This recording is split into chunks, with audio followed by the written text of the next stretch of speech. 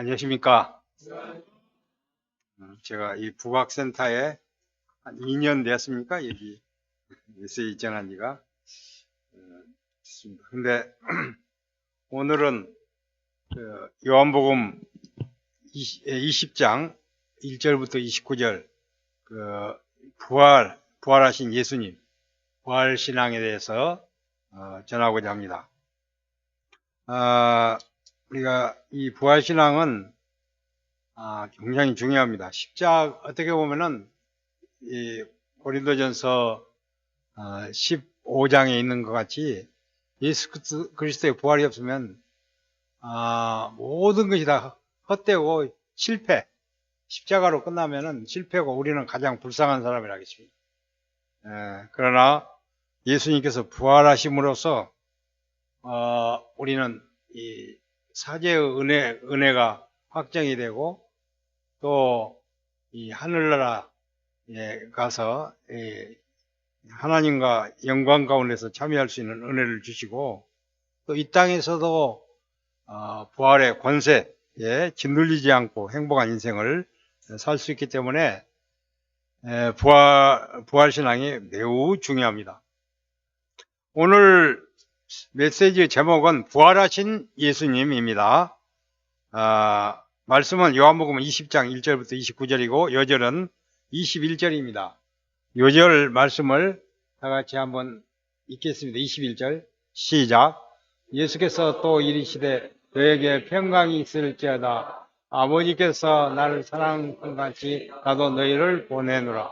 기도하겠습니다. 감사하신 아버지 하나님, 오늘 이 시간에 저희들이 부활하신 예수님을 증거하고 부활의 증거를 살피고 또 부활신앙이 저희들에게 어떤 영향이 있는가를 살핀 가운데서 저희들이 참으로 이 땅에서 부활신앙을 덧입고 저희들이 이 사망 권세에 짓눌리지 않고 확신이 넘치고 기쁨이 넘치는 삶을 살 수 있게끔 도와주시옵소서. 예수님 이름으로 기도합니다. 아멘.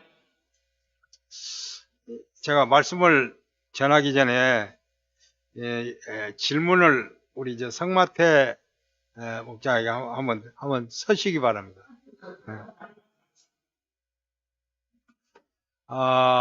그동안에 이 인간들은 이 세상에 살면서 대부분 왜 불행하다고 생각합니까? 여러 가지 멀티플 초이스로서 코로나 때문에 불행합니까? 또 이 경제가 그냥 풀리지 않고 코로나 때문에 막 실직을 하고 그래서 불행합니까? 또 죄 때문에 불행합니까? 앉으시기 바랍니다. 그동안에 잘 배워왔습니다.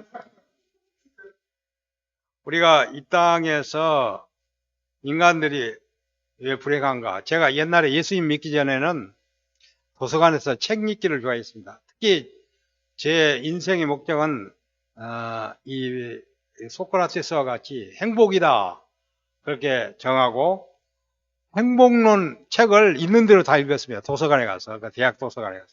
그래서 한 30권을 읽었습니다. 근데 그들이 제시하는 행복은 너무나 네가 욕심을 많이 부리기 때문에 불행하다. 또 무취미 없게 불행하니까 취미를 이렇게 잘 가져라 등 이 피상적이고 그런 소소한 행복에 대해서 얘기한 것을 들었습니다. 그러나 우리가 인간이 왜 불행한가? 이것은 에덴 동산에서 하나님께서 주신 계명을 지키지 못하고 죄를 범한 불순종의 죄를 범하고 교만의 죄를 범하고 또 죄의 결과 인간이 전에는 영생을 누릴 수 있었는데 죽음이 왔습니다. 그렇기 때문에 죄와 죽음 때문에 불행합니다. 그래서 이 에덴 동산에서 쫓겨나고 그랬죠. 그러나 예수님께서 오셔서 그 문제를 해결하심으로써 저희들에게 이 가장 불행의 요소를 제거를 해 주셨다고 생각이 됩니다. 예수님은 인간의 근본 문제인 죄와 심판 문제를 해결하고자 십자가에 죽으시고 다시 부활하셨습니다. 요한복음 11장 25절에서 예수님은 말씀했습니다. 예수께서 이르시되 나는 부활이요 생명이니 나로 말미암 생명이니 나를 믿는 자는 죽어도 살겠고 있습니다. 예수님은 믿는 자는 비록 육신이 노쇠에서 죽어도 예수님처럼 영원히 살게 됩니다. 하나님 나라에서 영원한 영광 가운데 살게 됩니다. 이와 같이 예수님의 부활은 우리 실생활에서 매우 중요합니다.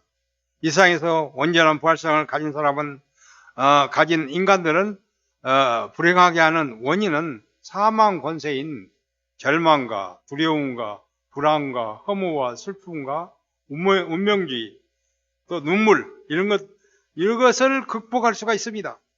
또한 편안하고 또 확신에 찬 행복한 인생을 살 수가 있습니다. 더 나아가 이 세상을 떠날 때는 온전한 하늘나라의 소망을 갖고 우리가 영생을 누릴 수 있는 그러한 은혜를 덧입게 됩니다. 오늘 말씀을 두 파트로 나누어 생각해 보겠습니다. 첫째 1절부터 18절 부활하신 예수님, 또 이 19절부터 29절에서는 제자들에게 부활 신앙을 심으신 예수님입니다. 우리도 이 말씀을 통해서 부활 신앙을 덧입을 수 있기를 간절히 기도합니다. 제1장 1절부터 18절입니다. 예수님께서 성경대로 우리 죄를 위하여 죽으셨습니다. 또 예수님께서 죽으셨을 때 예수님의 제자들이 장사한 것이 아니라 그 사내들은 회원, 지금 같은 미국의 그 상원원 그 권세를 가진 아리마대 사람 요셉, 부자고 권세자죠. 또 니고데모에 의해서 장사되었습니다. 예수께서 십자가에 돌아가실 때 그 제자들은 전부 두려워서 도망을 갔습니다. 그러나 주님은 지극히 사랑하고 섬겨왔던 막달라 마리아나 몇몇 여인들은 끝까지 주님을 떠나지 않았습니다. 그러면서 보면 이 여자들이 성실합니다. 그러니까 아마 한국에나 세계적으로 교회에 오면은 한 70%가 여인들입니다.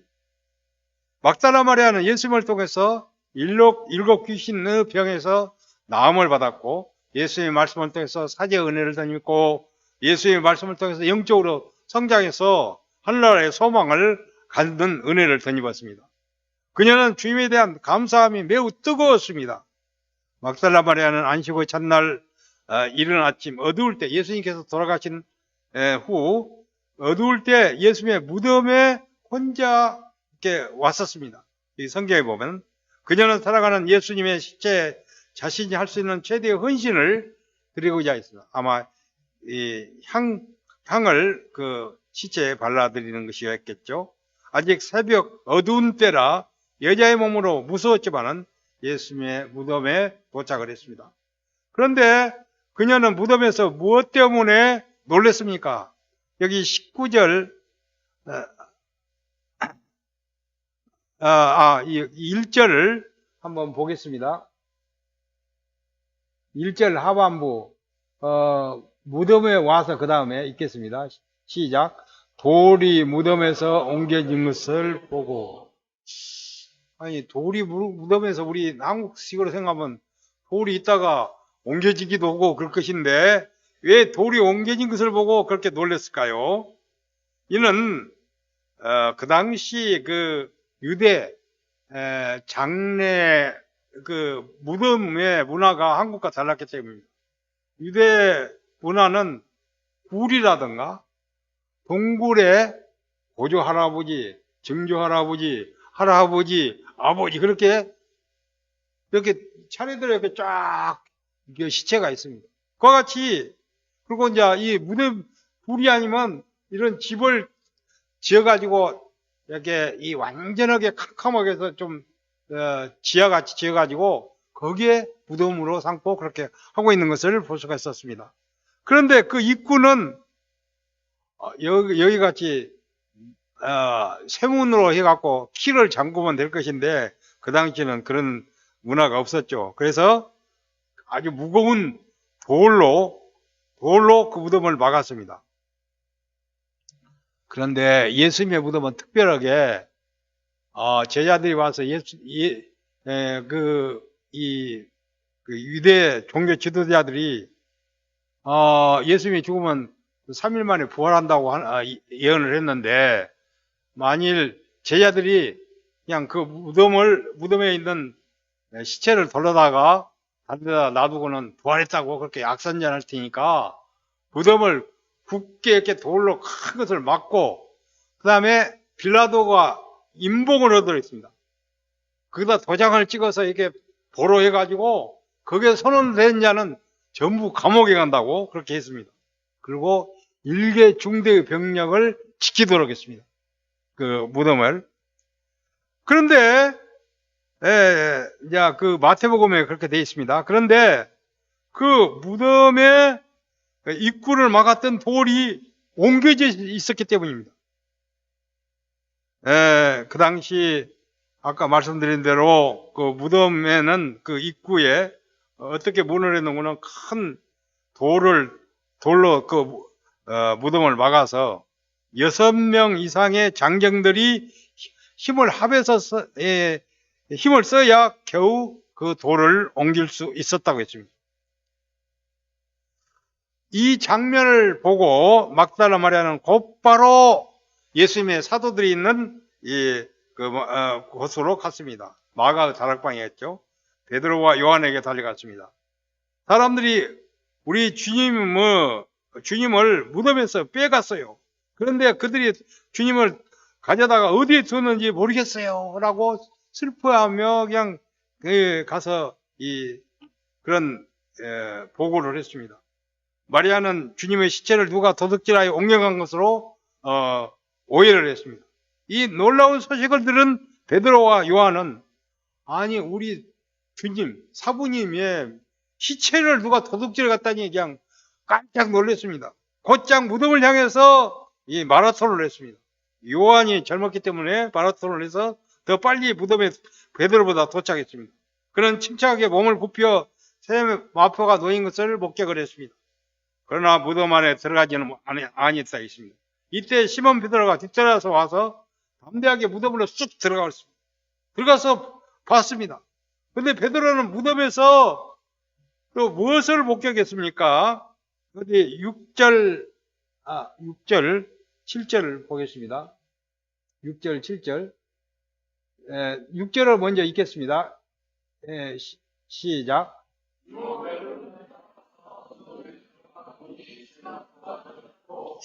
거기까지. 시몬 베드로가 그 무덤에 가서 보인 것은 세마포를 시체를 쌌던 것이고, 여기 있는 대로 무덤에 가보니까, 가서 보니까, 머리를 쌌던 수건은 세마포에 함께 놓이지 않고 딴 곳에 쌌던 대로 놓여 있더라 했습니다. 우리가 옛날 성경에 보면 그것이 잘 객겨 있다 있습니다. 잘 이렇게 모자와 세마포가 잘 개서 군대에서 우리가 잠잘 때 이렇게 잘 개죠. 그것이 군대가 잘 개갖고 쫙 정리가 돼서 해놓고 예수님은 안 계시더라 이 말이에요. 이 수건을 잘 베어 있는 것을 보면 이는 마치 예수님이 자고 난 후 잘 정리를 하고 나간 것처럼 보였습니다. 시체를 누가 도둑질해 갔다면 수인 세마포와 수건을 그냥 개겠어요? 잘 정리하겠어요? 그냥 정리하지 않고 그냥 아무 데다 늘어놓고 그냥 도둑질해 갔겠죠. 두 번째로 베드로가 그곳에 무덤에 가서 본 것은 무덤이 예수님의 시체가 없고 비어 있다는 것을 목격을 했습니다. 우리 8절을 다시 한번 읽겠습니다. 8절, 그 다음에 시작.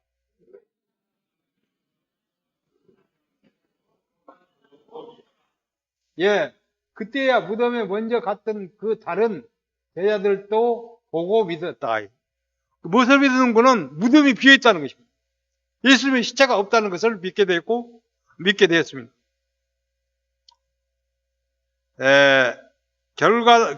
결과적으로 먼저 왔던 요한도 들어가 보고 예수님의 시체가 없고 비무덤인 것을 믿었다겠습니다. 결론적으로 예수님의 시체는 도둑 맞은 것이 아니라 예수님께서 잘 그 옷을 정리해 놓고 이렇게 유유히 나가신 것을 알 수가 있습니다. 빈 무덤은 무엇을 말해주고 있습니다? 이는 객관적으로 예수님의 몸의 부활을 증거한 것입니다.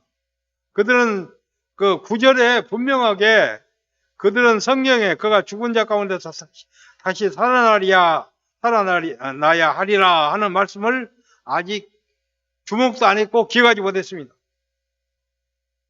왜냐하면 이 부활이라는 것은 너무나 초자연적인 사건이기 때문에 전혀 그들이 예상치 못했고 믿을 수가 없었습니다. 그 후 두 제자는 자기가 있던 그 마가 다락방으로 갔습니다. 1절부터 18절에서는 부활하신 예수님이 가장 먼저 막달라 마리아에게 나타나셨습니다. 제자들은 집으로 갔으나 막달라 마리아는 집으로 갈 수가 없었습니다. 계속 예수님의 무덤에 머물면서 울면서 예수님의 시체를 찾고 있었습니다. 막달라 마리아는 왜 이처럼 울었을까요? 12절, 13절을 한번 읽겠습니다. 12절 한번 읽겠습니다. 시작.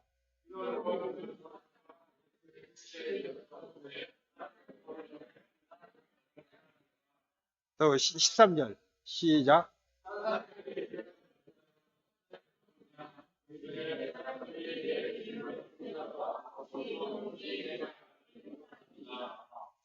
천사들이 그 마태복음에 보면 어째요 우느냐 하고, 그는 왜 예수님께서 이 성령대로 살아나셨는데 울고 있느냐, 이런 뜻으로서 어째요 우느냐 이렇게 한 것입니다.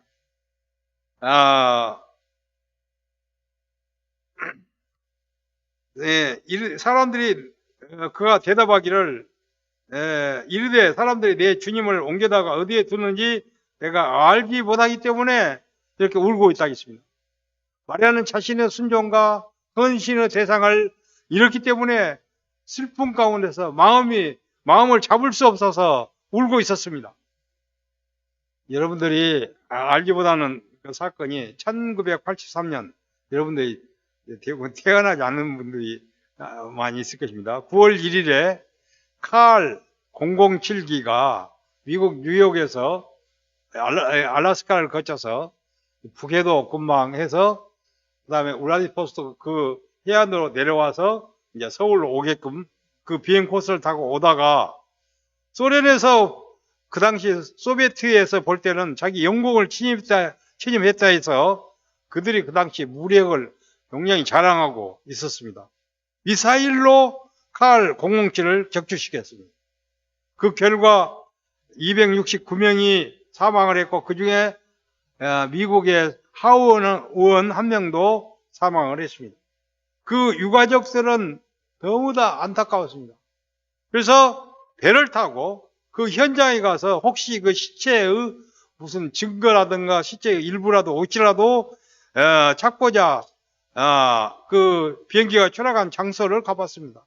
그러나 아무것도 찾을 수가 없었습니다.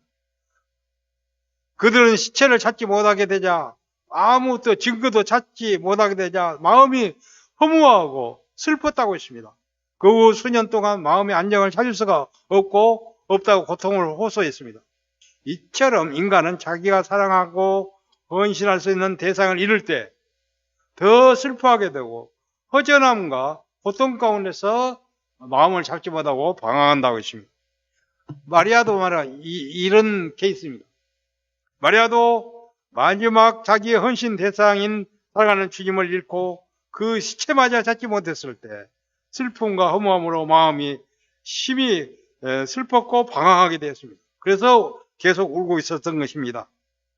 부활하신 예수님을 만나지 못한 인간은 절망과 허무와 슬픔으로 일생 동안 방황하면서 울 수밖에 없습니다. 그러나 예수님의 부활은 인간들의 슬픔과 눈물을 거두게 했습니다. 15절 말씀을 읽겠습니다. 시작.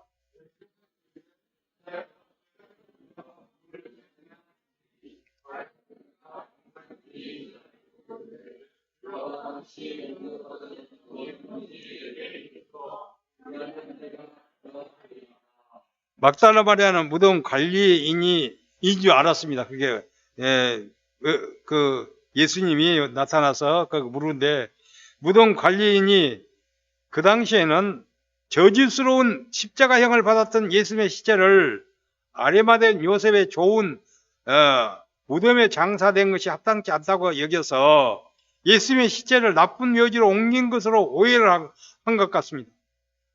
마리아는 슬픔과 눈물이 앞을 가려 예수님을 알아보지 못했습니다.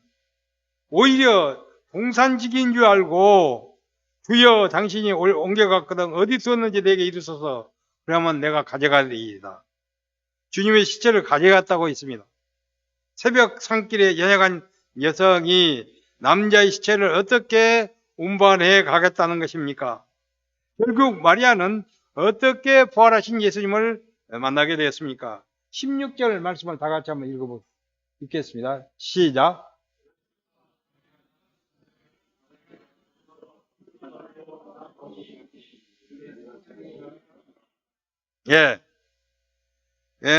예수님께서는 아무래도 안 되겠구나, 내가 그 이름을 부르고 직접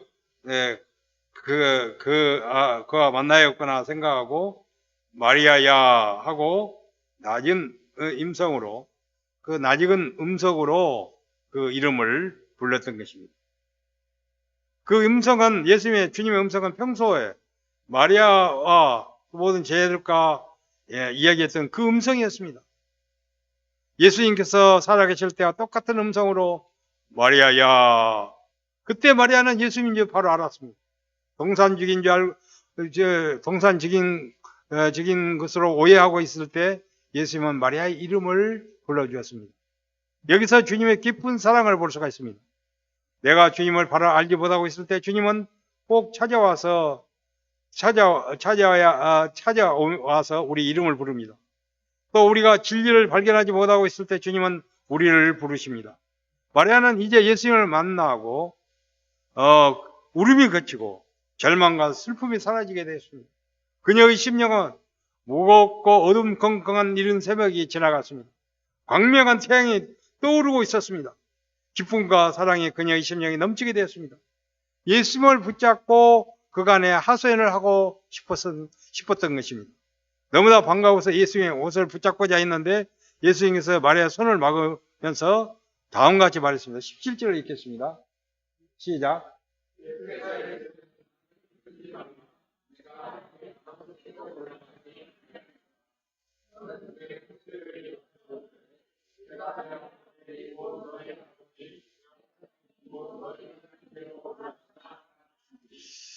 예수님은 그동안에 제자들이나 마리아나 사람들과 보고 들으면서 좀 그런 인정이 섞은 영적인 교제를 나눠왔습니다.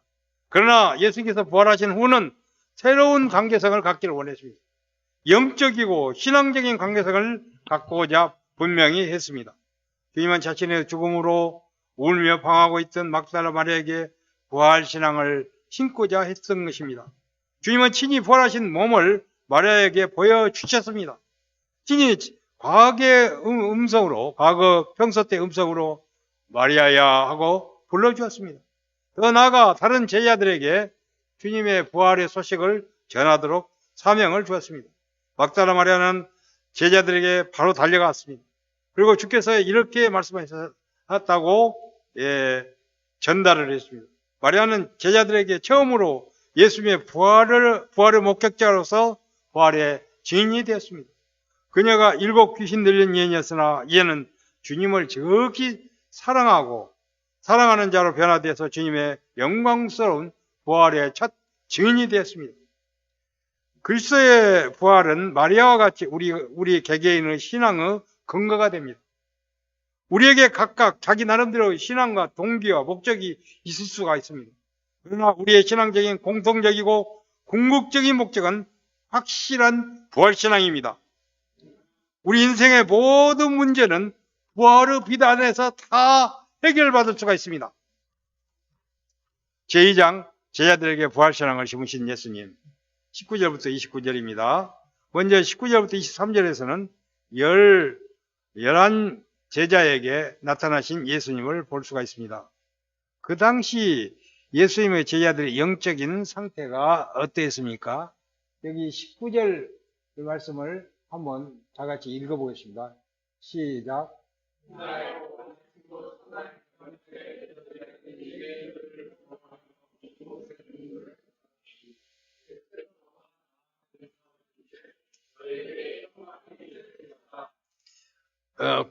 여기서 문을 닫았더니 했는데 영어 NIV 성경은 The doors locked 돼 있습니다. 문을 새통으로 이렇게 잠갔다 이 말입니다.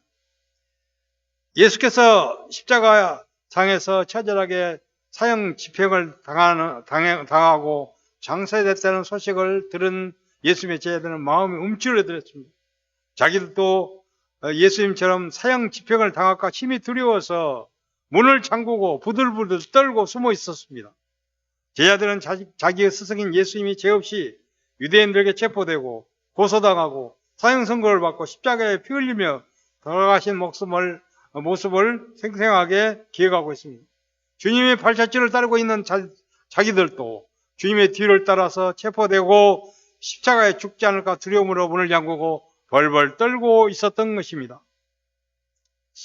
여기 1970년도 김일성 그 당시 주석이 자기가 이제는 몇 년이면 70의 생일인데 70의 생일은 남한의 서울에서 새겼다고 라디오 방송을 통해서 호언장담을 했습니다.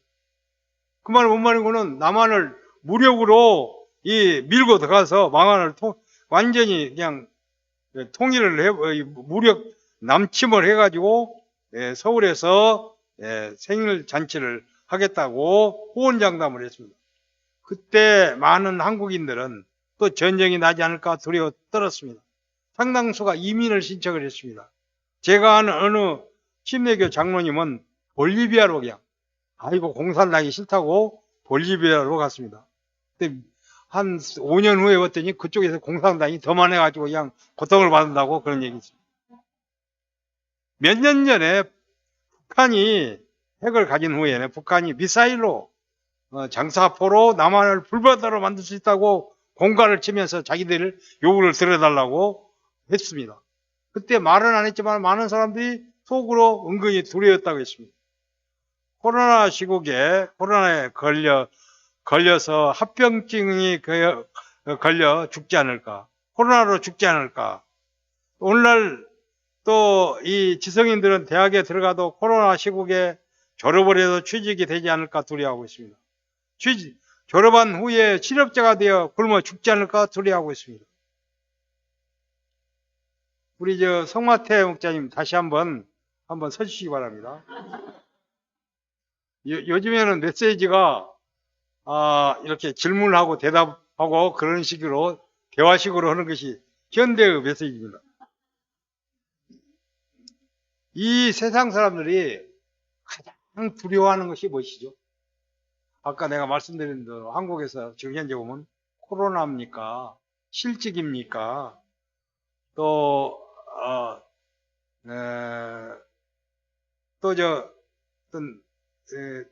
어떻게 보면 성경적으로 보면 죽음입니까? 성경 공부를 잘했구만요. 우리가 성경에 보면은 우리가 두려움의 원인은 히브리서 11장 7절에 보면 임박한 심판의 임박.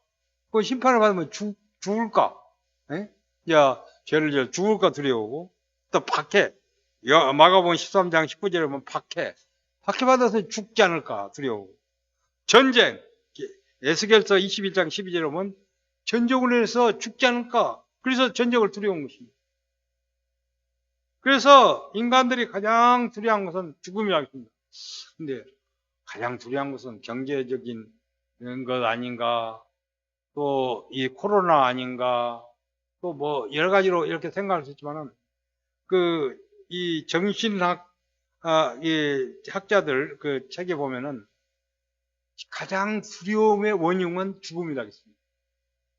죽음의 원인인데 그렇기 때문에 죽음을 일으키는 그런 박해라든가 전쟁이라든가 병, 암, 또 요즘에 코로나로 인해서 죽지 않을까. 그래서 그것을 가장 두려워한다 했습니다. 근본적으로. 그러니까 우리가 두려움의 원인, 불안의 원인, 그것을 근본적으로 들어가 보면 죽음이라 했습니다. 죽음이 원인이라 했습니다. 이런 제자들은 예수님은 어떻게 도우셨습니까? 아까 그와 같이 두려워하고 있는 제자들에게. 19절, 20절을 다시 한번 읽죠. 19절, 20절. 이거 없어요? 그러면은, 19절, 20절 다시 한번 읽겠습니다. 시작.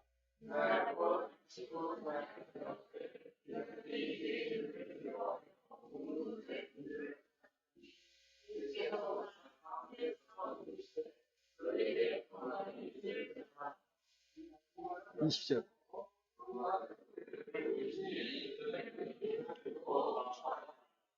아까 제자들이 두려워서 문을 잠그고 있었다 했죠? 근데 여기서는 보면 기뻐하다. 야, 두려움에 떨고 문을 잠그고 있던 사람들이 기뻐하게 되었습니다. 왜냐하면은 예수님께서 손과 옆구리를 보이시며 그들에게 부활신앙을 심었습니다. 그리고 예수님 자신 모습, 부활하신 예수님이 그들 앞에 나타나서 똑같은 음성으로 그들에게 나타나니까 확실한 부활의 증거입니다. 그래서 그들은 이 예수님의 부활하신 모습을 보고 기쁨, 각각 두려움이 기쁨으로 표현했습니다. 근데 예수님께서 뭐라 하겠습니까? 너에게 평강이 있을지어다. 그렇게 말씀을 했습니다. 19절에 보면은 영어 성경에서도 보면 예수님께서 peace be with you. 평화, 평강이 너에게 있을지어다. 그러면은 이것은 참 좋은 말이죠.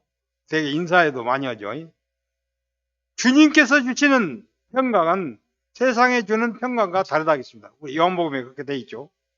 세상에 주는 평강은 근거, 보장이 없는 평강입니다. 립서비스입니다.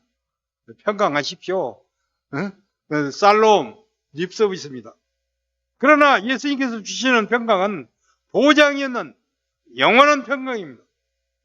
예수님께서 평강은 원수인 죽음을 지키고 부활하심으로써 온전한 평강을 보장했기 때문입니다. 죄의 삭은 사망입니다. 예수님은 이 사망을 이기고 부활하셔서 제자들에게, 우리들에게 평강을 주셨습니다. 서울대학교 교수인 최인철 교수라는 분이 소소한 행복에 대한 책을 써서 상당히 세상에서 어떻게 보면 소소한 행복이 된다고, 그렇게 우리가 소소한 행복을 즐겨야 한다고 한 것을 제가 봤습니다. 그러나 소소한 행복도 세상에 주는 평강에 속합니다. 일시적인 평강이고 보장이 없는 평강입니다.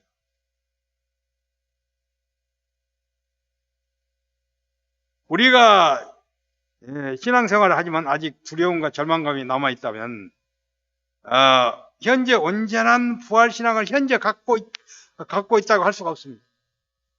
저 자신도 부활신앙을 항상 갖고 있는데 모든 때는 부활신앙이 잠깐 그냥 외출을 할 때가 있습니다.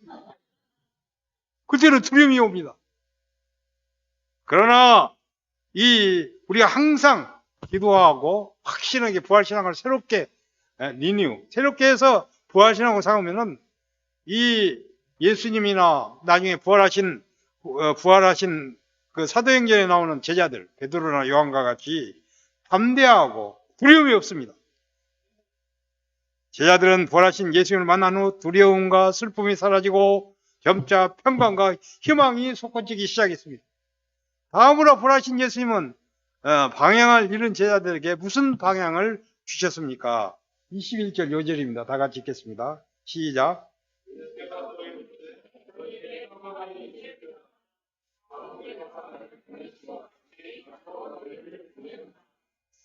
예수님은 제자들에게 부활의 증인으로 살도록 방향을 주었습니다. 누구나 부활신앙을 가진 사람은 예수님의 부활의 복음을 전갈 사명을 가졌습니다. 부활하신 예수님은 제자들에게 사도행전 1장 8절에 성령이 너희에게 임하시면 너희가 권능을 받고 예루살렘과 온 유대와 사마리아와 땅끝까지 이르러 내 증인이 되리라. 마가복음 16장 15절에서는 부활하신 예수님은 제자들에게 너희는 온 천하에 다니며 만민에게 복음을 전파하라. 이 사명을 주었습니다. 예수님은 사명을 감당할 수 있는 권능도 제자들에게 주셨습니다. 이 말씀은 그들을 향하여 숨을 내쉬며 이르시되 성령을 받으라 하고 성령을 주셨습니다. 권능의 원천인 성령을 주시고 너희는 누구든지 너희가 죄를 사하면 사하질 것이요 누구든지 그대로 두면 그대로 있으리라. 이와 같이 예수님은 제자들에게 성령과 사제의 복음을 주셨습니다. 죄로 인해 죽음은 면치 못하고 죽음의 권세에 눌려 두려움과 불안과 절망과 허무와 센티멘탈리즘, 눈물로 슬픔으로 고통받고 있는 불행한 인생들에게 사제의 복음을 전하도록 했습니다. 부활의 복음을 전하도록 했습니다. 24절부터 29절에서 부활하신 예수님은 도마에게 나타나서 부활신앙을 심으셨습니다. 12 제자 가운데 한 명인 디두모라는 도마가 예수님께서 11 제자에게 나타나서 아까 말씀과 같이 부활신앙을 심었는데 마치 그때 그는 쏙 없었습니다. 아마 왜 없었는가 보면은 라면 사러 잠깐 나갔던 모양이에요. 그런데 다른 제자들은 부활하신 예수님을 만났다며 기쁨과 확신이 넘치는 것을 보고 그는 속이 쓰렸습니다. 그리고 뭐라고 했냐면 내가 예수님의 손의 못자국을 보며 그 손가락을 그 못자국에 넣으며 내 손을 그 옆구리에 넣지 않고는 믿지 아니하겠노라 하고 말했습니다. 도마는 왜 예수님의 부활을 그때까지 믿지 못했습니까? 이것은 도마뿐만 아니라 우리 인간들이 마찬가지입니다. 왜냐하면 부활은 초자연적이고 초이성적인 사건이기 때문입니다. 보통 우리가 합리적으로 보면 대개 사람들은 되게 100세 안에 죽죠. 요즘에는 뭐 120세 이 얘기인데 그것은 특별한 예고 하나님께서 120세로 딱 정해졌습니다. 그 안에 다 죽도록 되어 있습니다. 빨리 안 죽으니까 암을 또 아주 심한 이상한 병을 갖고 다 120대 되면 하늘나라 죽고 이제 하늘나라로 오라 믿는 사람들은. 안 믿는 사람들은 골로 가라. 그렇게 딱 심판을 말하는 것이다. 그래서 사람은 인간의 육신이 죽으면 심판을 의미합니다. 하나님을 믿으면 낙원에 가고 믿지 않은 자들은 지옥에 가고 그렇게 되어 있습니다. 그런데 이 부활은 한 번도 이 보통 사람들이 이 죽었다가 이렇게 부활해서 완전히 이렇게 사는 예가 없었기 때문에 초이성적인 사건이에요. 비합리적인 사건입니다. 두 번째, 도마는 실증주의자였습니다. 아마 도마는 그 데칼트의 족속이에요. 데칼트 족속이었습니다. 데칼트는 모든 것을 의심함으로써 나는 의심한다. 고로 나는 존재한다. 이것도 의심해가지고 나중에 그들 한번 따져갖고 나중에 이제 증거를 확실히 잡으면은 이제 믿게 됩니다. 그런 식으로 해서 철학을 했습니다. 그 도마는 자기 자신이 경험해 보지 않고는 믿지 못하겠다고 그랬습니다. 실험실에서 확실하게 증명된 것이 아니면 믿지 못하겠다는 것이 실증주의자입니다. 그러나 제3차원의 세계인 신앙의 세계에 들려면 이성과 경험의 울타리를 넘어야 합니다. 섹스피어가 그런 얘기했죠. 우리가 신앙의 세계에 들려면 이성의 울타리를 넘어야 한다 했습니다. 도마가 예수님의 몸을 확인해보고 믿겠다고 하자 이 한 영혼을 귀히 여기시는 예수님은 8일 후에 도마에게도 나타나서 부활신앙을 심으셨습니다. 27절, 28절을 읽겠습니다. 27절, 28절. 자, 시작.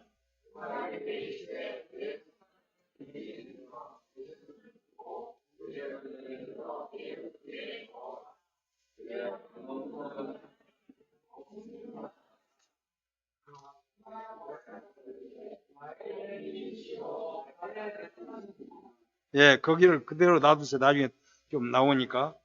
또 세 번째 도마가 부활하신 예수님을 믿지 않은 것은 자기 교만 때문이었습니다.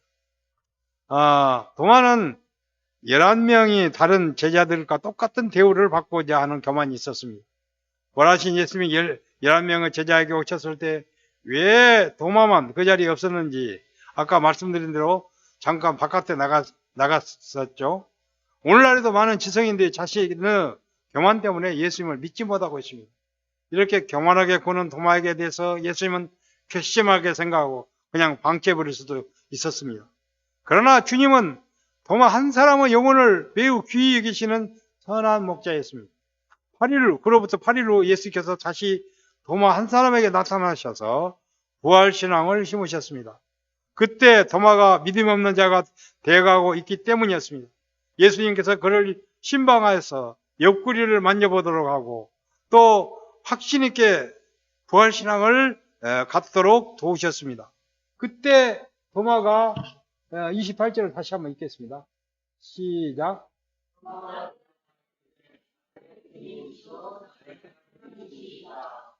네, 그때 예수님이 29절 뭐라고 하셨죠? 29절 시작.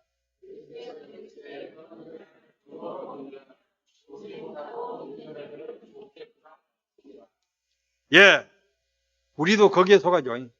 여러분들 보고 믿었습니까? 예수님의 부활을 보고 믿었습니까? 여러분들이 만유인력의 법칙을 믿죠? 보고 믿습니까? 여러분들이 해가 동쪽에서 서쪽으로 이렇게 지구가 이렇게 자전 공전한 것을 믿고 있죠? 여러분들이 보고 실험해 갖고 보고 믿습니까? 객관적으로 우리가 이 진리를 우리가 믿죠. 성경도 마찬가지죠. 예수님께서 간절히 원하시는 믿음은 이와 같이 보지 않고 믿는 믿음입니다. 칼빈은 믿음이란 두 눈을 감고 귀를 기울이는 것이라고 했습니다. 참 믿음이란 두 눈으로 보고 확인하여 규명하며 믿는 믿음이 아니라 귀를 기울이고 하나님의 말씀을 듣고 믿는 것입니다. 사도 바울은 로마서 10장 17절에서 다음과 같이 말씀했습니다. 그러므로 믿음은 들음에서 나며 들음은 그리스도의 말씀으로 말미암습니다. 우리가 그리스도의 말씀을 듣고 믿을 수 있다 이 말이에요. 결론적으로 저자 사도 요한은 오늘 말씀을 통해서 빈 무덤과 부활의 증인들과 또 부활의 이 말씀, 예수님의 예언의 말씀을 보고 이것을 예수님의 부활의 증거로 삼고 있습니다. 우리는 예수님의 말씀과 같이 보지 않고 예수님의 부활을 믿는 자가 되어야겠습니다. 그리하여 이 세상에서 사망 권세를 이기고 평안과 확신과 소망이 넘치는 삶을 살아야겠습니다. 다 같이 21절을 읽겠습니다. 21절 시작.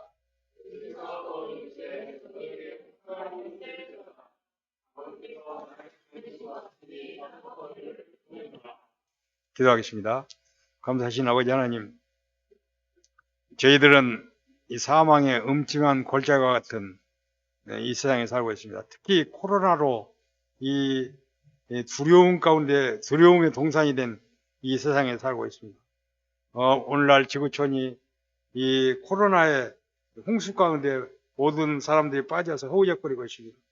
무엇보다 이런 가운데서 대디 부활신앙을 갖게 도와주시고 이 제자들과 같이 부활하신 예수님을 말씀을 통해서 보지 않고 영접하고 믿고 순간순간 항상 부활신앙의 확신 가운데에서 승리하게 도와주시옵소서.